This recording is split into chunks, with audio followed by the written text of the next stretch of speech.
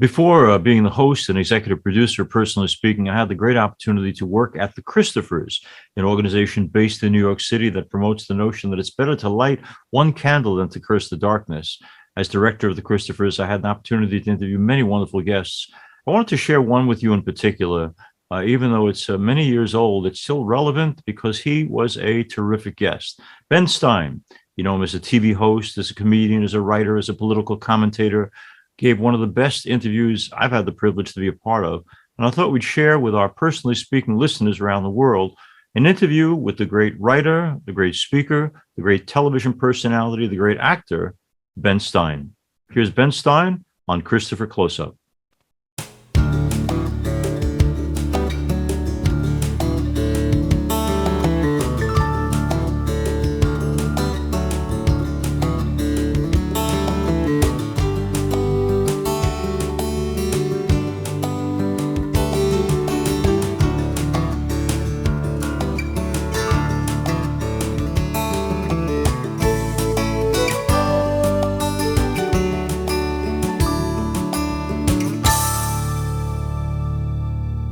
These questions I'm going to put to Ben Stein are not for Ben Stein's money, and they're not for Jim Lisante's money. They're just for fun. Ben, here, my wonderful staff at the Christophers asked me to ask you these. I have to have a long time. Here we go. At the end of the Cold War, about 10 years ago, what was the last country in Eastern Europe to abandon rigid Communist Party rule? Romania. Answer, Albania. Oh. Okay, here we go. Okay.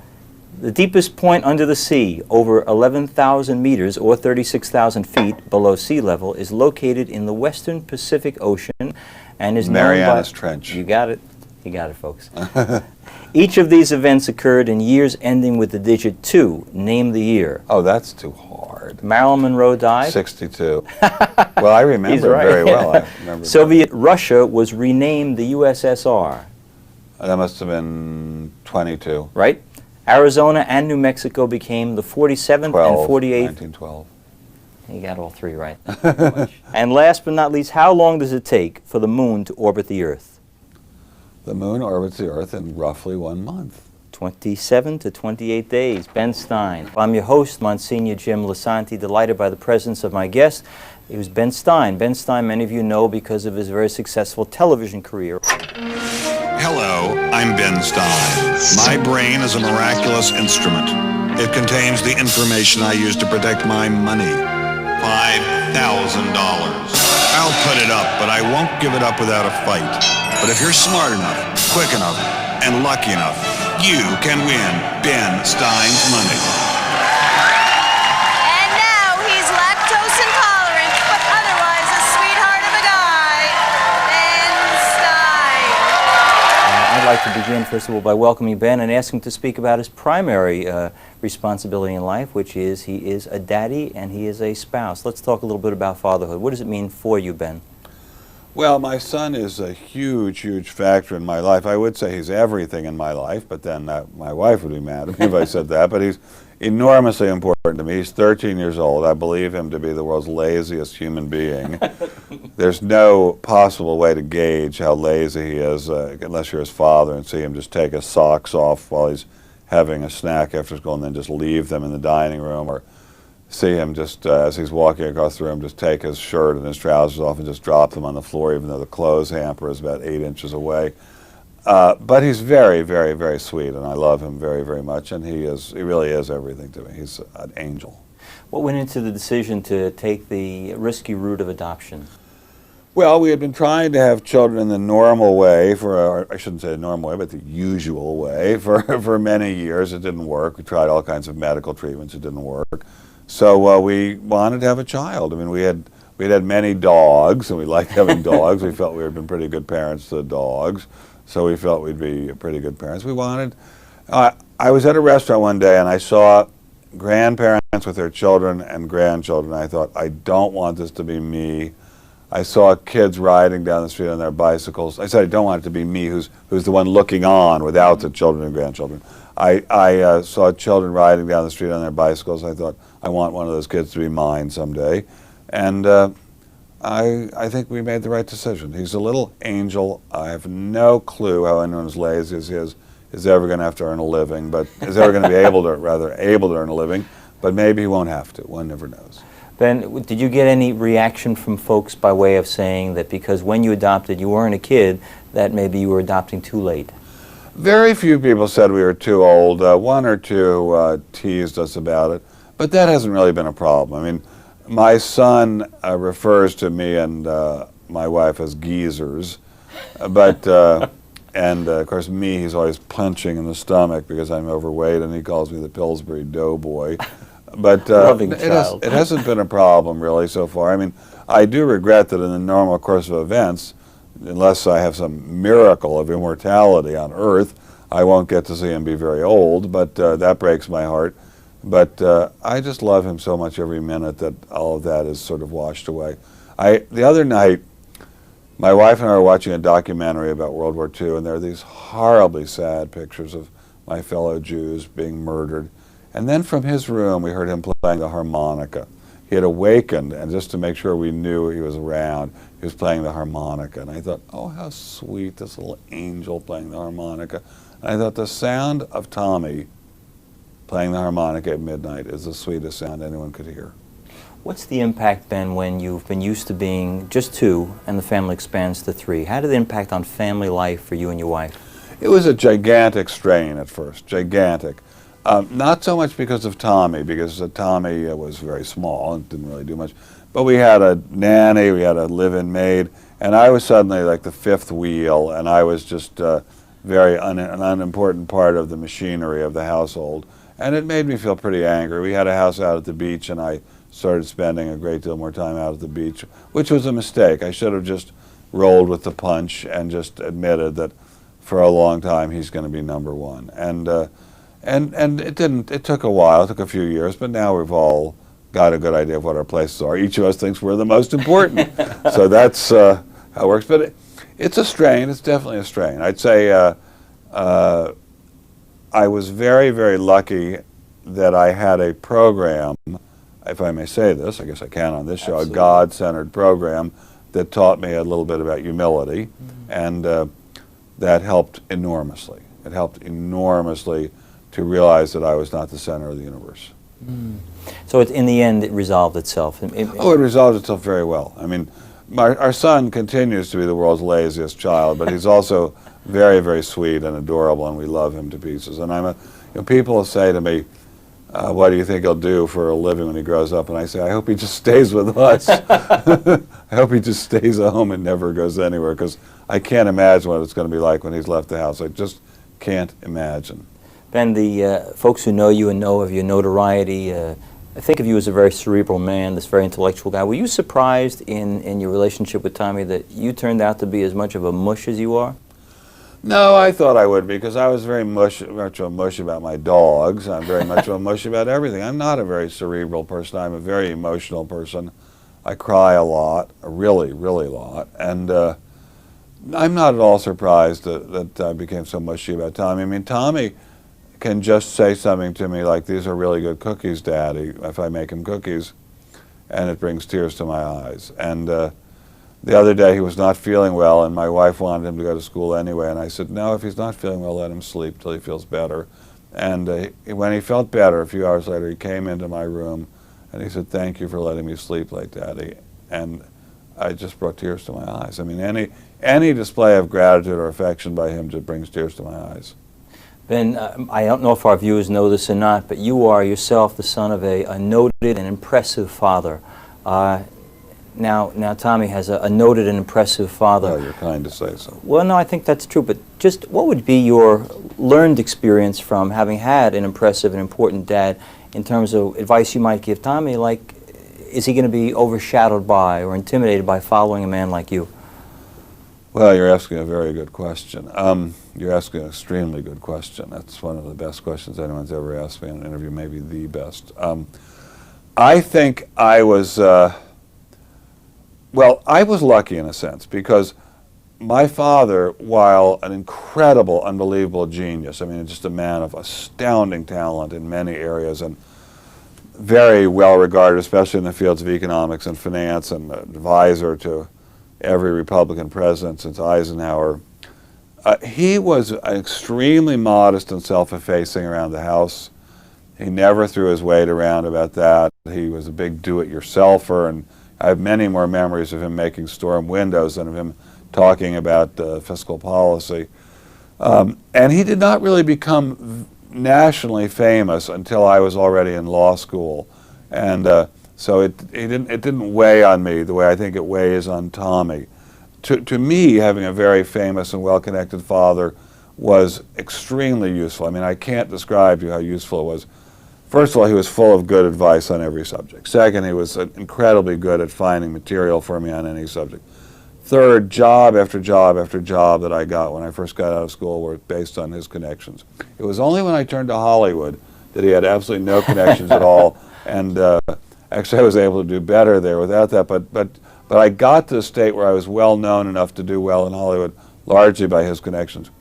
Now, Tommy has seen and never knew a time when I wasn't famous. And so I think it does weigh on him. I think in a sense he feels it's very hard to compete with me.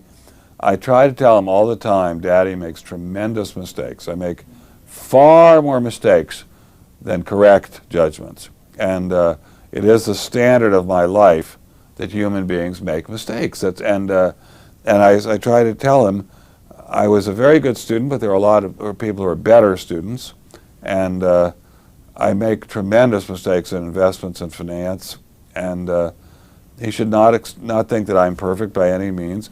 And as he always points out, I eat too much, and I hope it doesn't overshadow him. I think it does in a way, because when I come visit him at school, his friends said, "Oh my God, it's Ben Stein," and I think that is difficult for him, but in a way it's good for him. I've noticed that he goes into crowds of kids he's never met before when I bring him to places like lacrosse games or soccer games, and they all say, "Oh my God, is that your father?" They used to say, "Is that your grandfather?" Now they say, "Is that your father?" And he immediately makes friends. I know when I took him off to a summer camp a few years ago, he immediately got the nickname Bueller, and they gave him extra favors because he was my son. So in a way it helps, in a way it hurts. Sorry for such a long answer. No, that's a great answer, too. You mentioned Bueller, so let me pick up on it for a second. You had this very rich, deep and wonderful life, and then you go into this movie, Ferris Bueller's Day Off, and frankly, as you well know, it was a mind-blowing thing in terms of notoriety for you. People immediately... Fame, not really notoriety. Notoriety, that's right. What did that do for you? How did that change you, if at all? Well, it was the happiest day of my life, except for the day I married my wife and adopted Tommy. But it changed me in the way I thought, gosh, I'm going to be a star. And I just did this little part. The crowd just loved it, applauded like mad. Matthew Broderick came up to me and said, "You're fabulous. Have you worked much on Broadway?" And I said, "This is my first job." And I thought, I'm going to love being a star. And soon after that, I started getting commercials, and then a continuing part on the Wonder Years. And little by little, my work shifted from being a screenwriter and novelist to being a personality. My mother used to say, "Well, your job now is smearing your personality all over the place." And it's true, but I have a very interesting personality, and there's lots more of it to smear. And it basically meant that I moved away from writing, which is a solitary existence, into acting, which is a much less solitary existence. The big problem has been, there's one gigantic problem, which is that my income has risen quite considerably, and so has my spending. And I have enormous expenditure habits at this point, and if the money stopped coming in, it would be a wrenching readjustment to a more modest way of life. Although, I have to say, I love my dog so much that when I just lie in bed with my dog, I often think, if I could just lie in a quiet room with my dog, it wouldn't matter where it was, how big the house was, what kind of a car I had in the driveway. If I just had the dog and me, and I knew that my son were well situated, everything would be all right. I had an opportunity recently to interview someone I know you've met before, and that's the singer-actor Pat Boone. Oh yeah, great guy. And I said to him, has it cost you to be a voice that's different from the usual voice in the Hollywood community? And he said probably it has, but he would never have remained silent nonetheless. You're another kind of voice, too, in the Hollywood community. The reaction to you, Ben, is? Well, they can't believe it. I mean, they mostly think I'm kidding. I mean, when I first came out there, I had only recently left working for Mr. Nixon, so I got teased about that just enormously. I mean, enormously. People would say, here's our resident fascist, Ben Stein, which is really out of control. But in recent years, they've sort of gotten used to me. I mean, their jaws drop open when I say that abortion is homicide. And when I'm on a talk show, if I say a woman's right to choose is equivalent to a woman's right to murder, boy, they get very mad at me. I mean, they're mad at me doesn't really start to describe it. I mean, go crazy is the right way to put it. They go crazy. But that's who I am. That's what I believe in, and I would hate if I lost my job because of it. I would hate it because I love being a TV star, even a little teeny cable TV star. But you have to be who you are. What's the background of the point of view, though, Ben? Where did that come being from? right to life? Yeah. Well, I wasn't always right to life. I mean, when I was in college and law school, I just like everybody else, thought that the right to life was a ridiculous, silly idea. Well, it came about through, I saw women who were pregnant who were playing Mozart to their babies, and yet were in the National Abortion Rights Action League, and I used to say to them, if you think it's a baby you can appreciate Mozart, how can you then also say it's a massive fetal tissue of no moral value when you abort it? So that was one. Second, I saw that when people in the midst of committing a crime shot a pregnant woman and killed the baby, they were charged with homicide. And I thought, well, then why isn't the abortionist charged with homicide? And third, when we adopted our son, I thought, my God, this ineffably beautiful spirit could have just been ground up in the most painful, sadistic way. Thank God his mother chose life, and how I wish that all mothers chose life. I'm very fascinated. It seems to me our point of view is self-evident. It doesn't seem to me you can reach any other point of view. The point of view that children are allowed to be aborted and murdered at the will of anybody who feels like doing it, that is to me extremely puzzling. I understand that women do not want to be burdened by having babies and having to care for them if they don't want to, but that's why there's adoption. I mean, there's so many people out there waiting to adopt. I do think it is time for a national pro-adoption, pro-life policy with major tax breaks for adoptive parents, major federal government support of single mothers who choose to have their babies. I mean, I think we should really be putting our money where our mouth is. I think it's wrong to tell a woman who's in torment about being pregnant when she doesn't want to be, just go ahead and be brave and do it. If we really care about life, we've got to back it up. Good friend of mine, Rabbi Nathaniel Schwartz, we would enter into these discussions, and I'd say I just don't always understand why in the Jewish community there isn't a deep embrace of the right to life, and why. And he would say to me, well, life is very precious in the Jewish community, but remember, we've suffered throughout our history by a lack of freedom, so freedom is more important even than the right to life.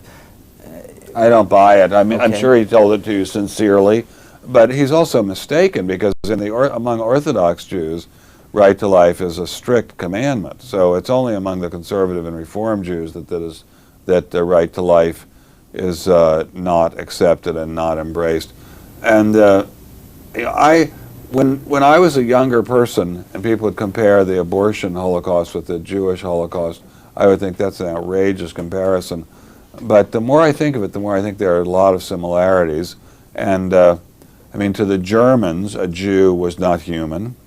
If you killed him, the German didn't feel any pain, and the Nazi, I should say, since there are many fine Germans. To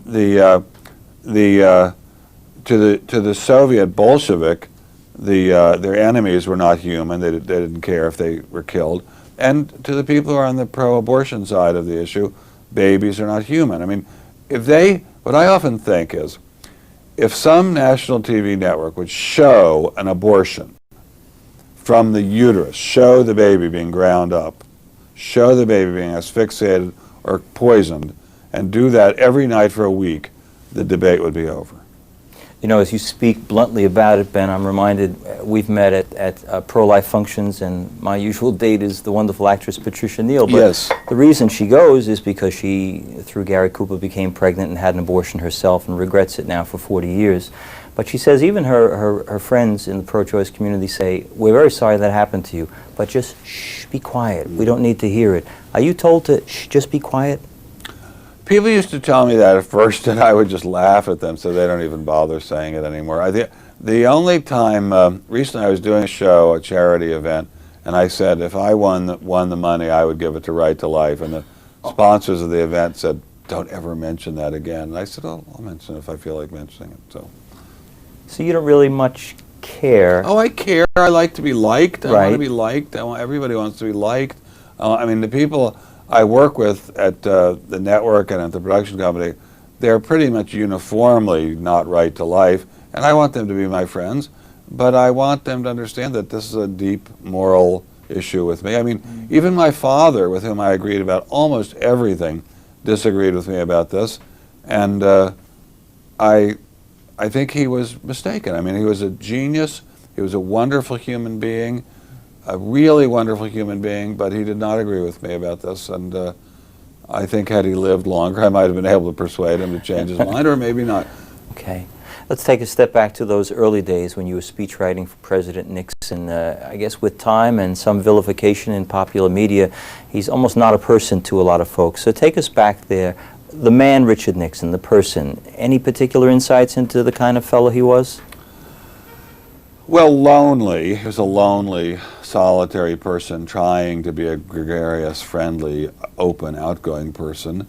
Incredibly smart, painfully sensitive,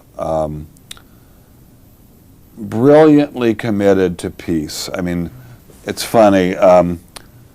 Years ago, when I worked for Mr. Nixon, Senator Carl Curtis of Nebraska, who I believe was also a great friend of life, said no matter what, even if he was the only vote in the Senate, he would never turn his back on Richard Nixon, the peacemaker.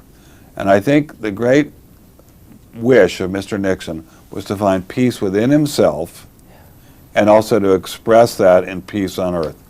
And he created the framework for the end of the Cold War, for the end of the Vietnam War, for the opening to China, which has left us with a global balance such that large-scale war has become pretty much unthinkable. And he left us, he used to say that he hoped his legacy would be a generation of peace. And I believe he's left us more than a generation of peace. And it's funny because now when people say, why don't you join in criticizing Nixon, I say what Carl Curtis said, I will never turn my back on Richard Nixon, the peacemaker. Okay, let's come to a more recent presidency. Do you get bothered or annoyed at all by the fact that it seems we're at a point where no matter what you do in public life seems to be widely acceptable, so that there were no limits, it seemed, with President Clinton in terms of how much he could do, and we'd forgive him and take him back, and in fact seemed to make him more popular in some ways. Any view of that? I don't blame Clinton for having sex with the intern. People are lonely, and she was available. I blame him for that, lying to us, and what I blame more than anything else, and I don't even blame him for that, because men lie when they're caught having sex with people who are not women or not their wives. What I blame him for is the smear campaign he launched against his enemies, having his thugs say that Henry Hyde should be stoned to death. Now here's Henry Hyde, one of the most gentle, decent, God-fearing men in the U.S. government, saying he should be stoned because he wants to bring justice to the White House. That was outrageous. To unleash some of the very tough smear artists of the Clinton side, that was just outrageous. With the pretty strong points of view you have and also commitment to a change of policy for the good, any temptation for yourself to go into elective office, Ben? I don't like working in government. I don't like being in committees. I do like campaigning. I love meeting people. I love going out and speaking and meeting people. I travel a lot speaking, a really lot. I love meeting the ordinary American. I love speaking in the Midwest, in the South, in the northwestern U.S., anywhere. I just love meeting the ordinary American. I was just speaking 2 nights ago in Las Vegas to a very, very wonderful group of people, and they were so nice. I mean, they were just, butter wouldn't melt in their mouth. They were so sweet and nice, and I feel this everywhere I go. I mean, I'm just awed by the kindness and decency of the ordinary American. Jimmy Carter used to say, I want to give you a government that's as good as America, the American people. And I don't think he did, but I think he was right. The ordinary citizen out there outside the Beltway, outside the New York Metroplex, outside Hollywood, is just the kindest, nicest person. Black, white, Hispanic, Asian, Jew, Gentile, everywhere. They're incredibly nice people. The ordinary heartland American is just the kindest person there's ever been in the history of the world. In my final moments, Ben, and this may give some reflection as to your own spiritual journey in life, but given the opportunity before you go home to God to ask the maker of us all any particular question, is there anything you'd most be pressed to ask? I would ask why he let so many suffer in the Holocaust and other cruel acts of man versus man, and why he let abortion go on so long. But you know, Robert E. Lee, who is one of my idols, said a very smart thing about that. He said, we have a lot of questions, and thy will be done ought to answer them all. And if today this were the end of the earthly journey for you, do you have any clue at all, Ben, as to what you'd like yourself to be remembered for, your legacy? I think a friend of life would be a good one. I will tell you, though, I think when I see my son smiling at me and playing his harmonica and giggling, and he sees me giggling as he plays the harmonica, I think I'm in heaven already. And I think to be with your family and those you love, smiling in peacetime in America, that's paradise already. I often think maybe I've already died and am already in heaven. I'd like to thank Ben Stein for being with us on Christopher Closeup. You know him from his television show and his writings and all the other ways in which he is famous, not necessarily notorious. Thanks for the distinction. You're welcome. But I appreciate more that today he shared with us something of who the man is, his beliefs, his convictions, and his loves, especially the passion he has for life and the passion he has for the people who make up his family and friends. I thank Ben for being with us and you for watching. I want to thank our friends at Christopher Closeup for sharing with us this wonderful program in which we got to interview the wonderful commentator Ben Stein. He has such wisdom. It was an honor and a privilege to interview him years ago, and I wanted to share that Christopher Closeup moment with you on Personally Speaking. I'm Msgr. Lisante. Thank you for being with us. We'll see you next time on Personally Speaking.